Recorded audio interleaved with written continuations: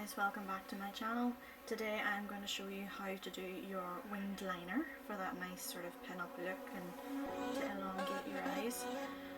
So if you want to see that, please keep watching.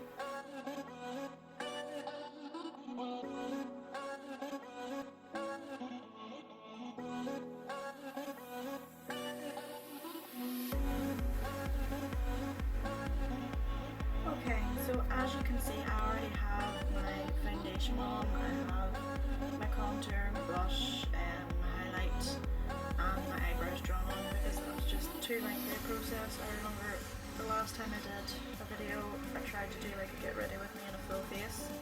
With editing I managed to cut that down to about still 28 minutes. To start with I had 3 clips of 28 minutes. So I have everything done today to sort of save time and to make it just not as long and hopefully the sound works okay on it, and if not, you'll be getting voiceover again.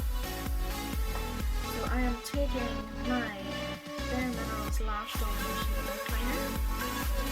This is like a felt tip style to start with. To start with, you want to go across the top of your lash line.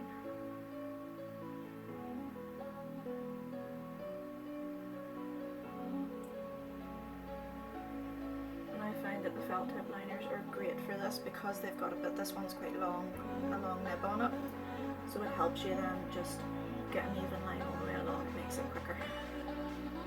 So then I'm going to take the edge of it. And again, because it's a long nib, I'm just going to use the nib of it to just draw down to the edge of my eye. And then you're just going to bring the top line across and give yourself a nice little triangle.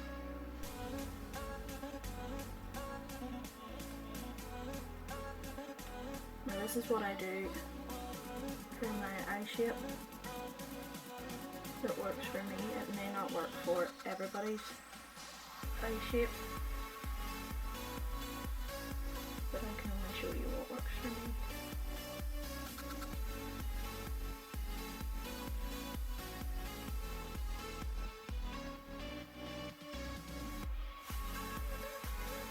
Just going around the edges and sharpening it up a bit.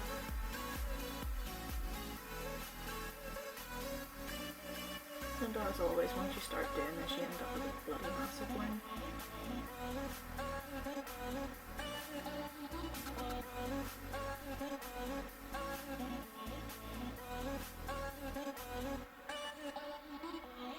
I tend to make mine thicker at the outside edge because that's where my eye kind of downturns, so if I make it thicker it makes my eye, the top of my eyelid almost look kind of straighter and more cat eye like. You just want to make sure that you haven't missed any white bits. So that's one eye done. I would say that's the difficult eye for me. Although in terms of my eyesight's bad in my right eye, so when I'm doing my right eye it's better for me to see it because my eyesight's better in my left eye so I can see better. My left eye is a better shape to do a wing on, but when I close my left eye I can't see what I'm doing. Yeah, so I can give this a go. So again, start with the line across the top. Depending which is your sort of the hand you use for writing and for your makeup brushes. This can be easy or awkward. I'm right-handed, so it becomes a little awkward. And also this eyelid is heavier than my right eyelid, so I tend to have to make the line that goes along the top thicker in order for them to look matched up. So that's my line across the top. The inside third of this line will probably disappear by the end of the day because my left eye waters profusely. No matter whether it's summer, winter, whatever. Windy, not windy, it just waters. So, but we put it on to start with for photos and things. It'll look nice for all of about 20 minutes. So again, just taking you're kind of following the angle that your lower lid joins the edge of your eye in. So again, just use the length of the nib on your eyeliner and just press down into your point and then drag it across.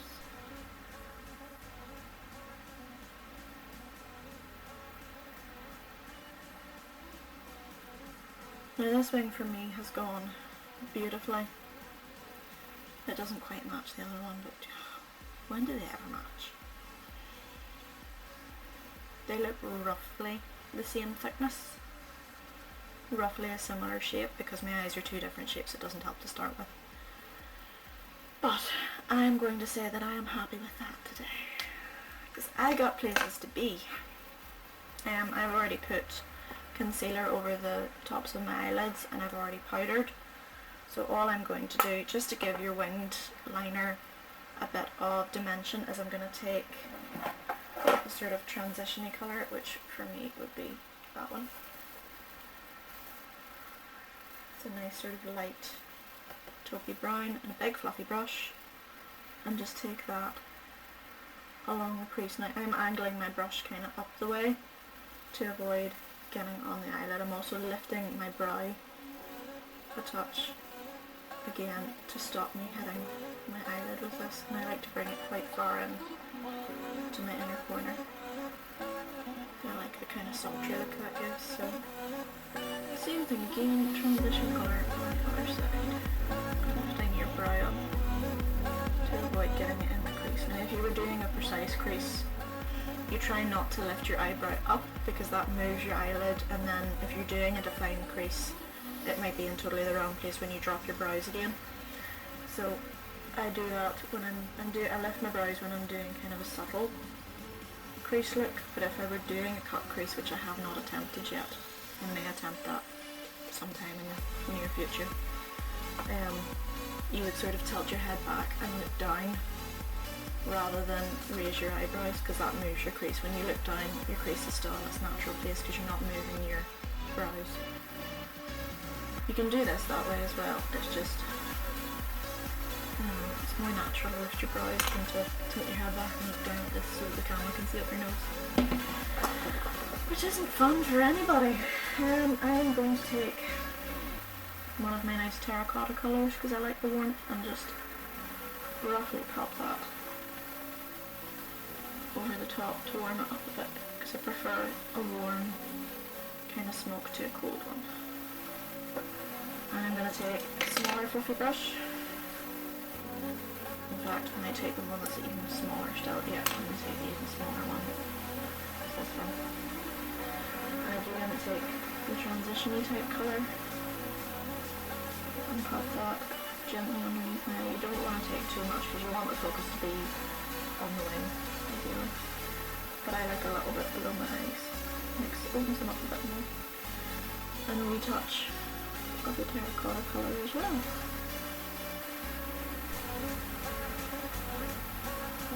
There we go.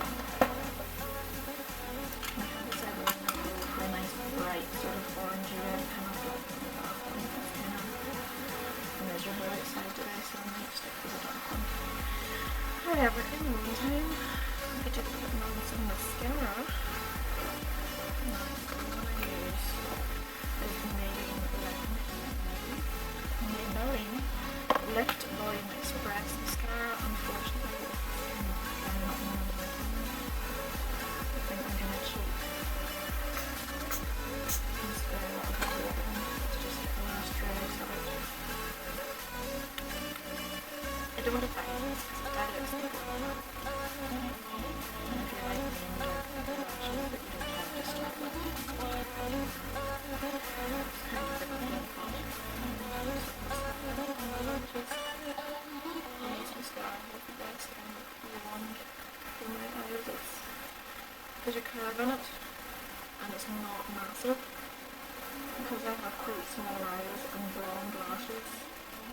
It's quite hard for me to get into the sort of little baby lashes at the roots of the inner corners without putting myself in the eye with mascara and blinding myself. That's not a good thing, like. So I like this one. It makes it easier to do that also, especially when you're doing the wind liner. It also helps you lift the edges because you want the shape with a curve on it to lift the edges for you.